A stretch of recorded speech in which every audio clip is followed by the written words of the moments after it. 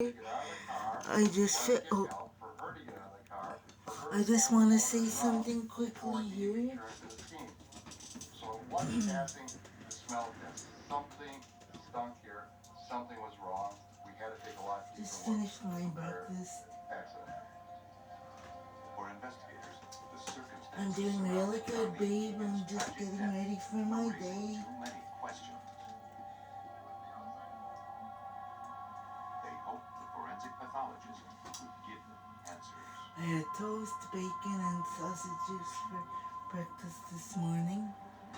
Police in Wisconsin investigating the drowning death of Darlene Egan. I'm doing good. She and her ex-husband Dan were driving, crashed into a ditch. Suspected foul play. And Dan Egan's statements to police weren't adding up. So, yeah, I'm just... To find answers, detectives enlisted a forensic pathologist to conduct a second autopsy. Dr. Robert Huntington III, a forensic pathologist for the state of Wisconsin. Today is Friday, the 21st. When we do a forensic autopsy, we've got three ends in view. We want to see if we can determine a cause of death.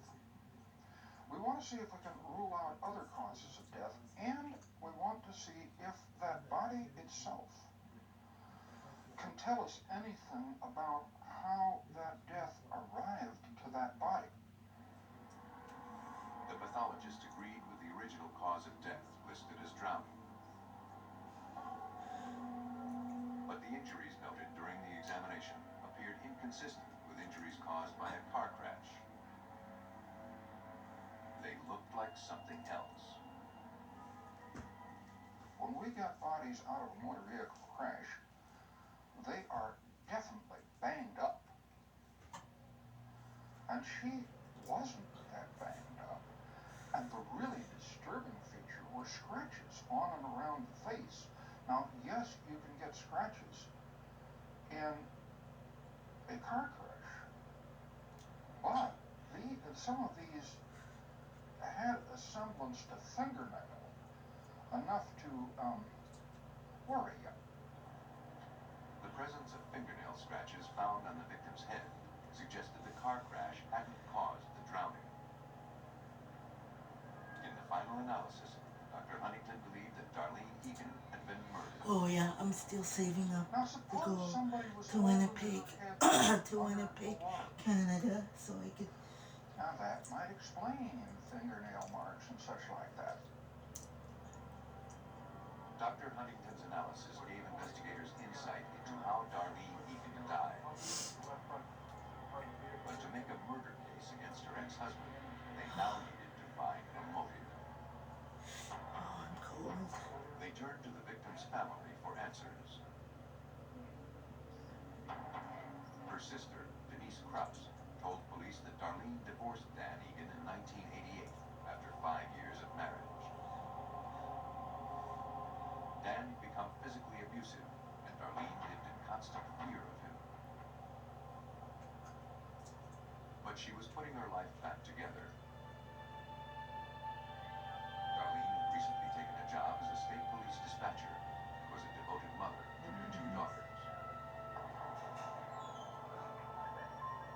She had also become engaged to a police officer.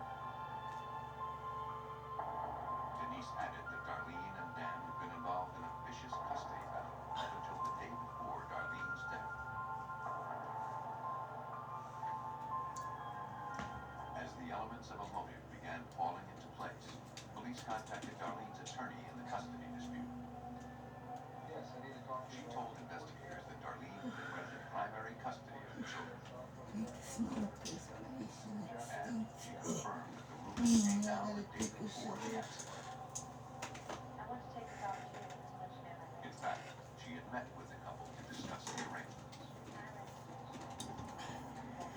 When following the court's ruling, Dan became ill. He also resented having to pay child support. He vowed to keep his children, no matter what.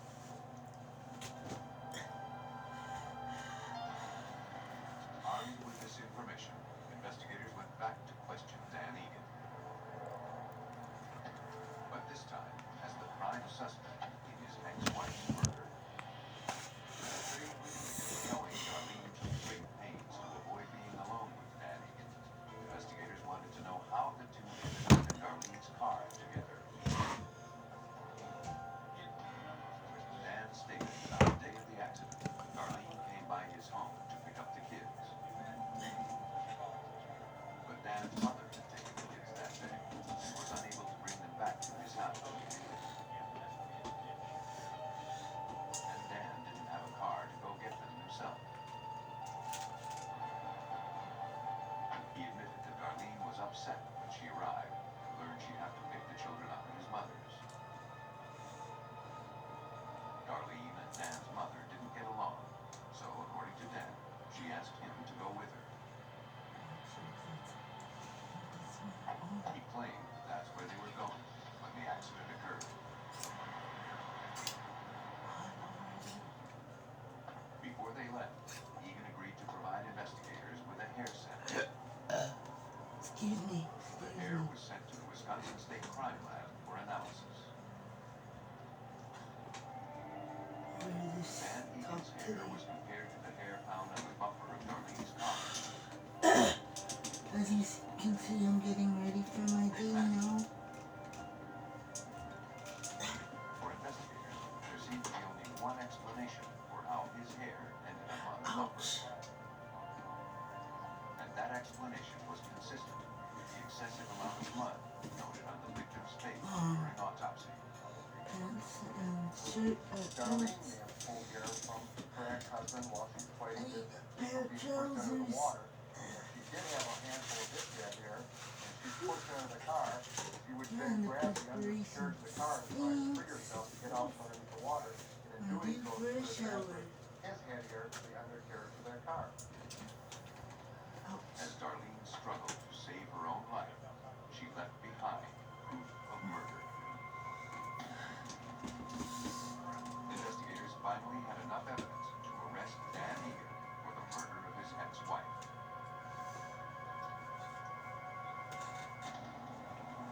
Based on the evidence, police believe that as the couple drove down the road, Dan wrenched the wheel to the right, sending the car into the ditch.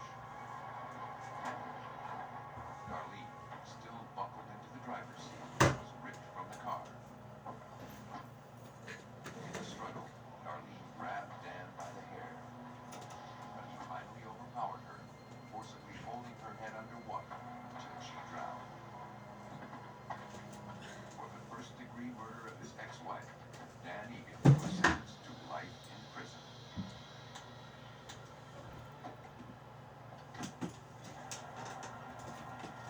Once, killers could escape detection by washing away evidence of their crime. I gotta go. Bye. But today, advances in forensic science can bring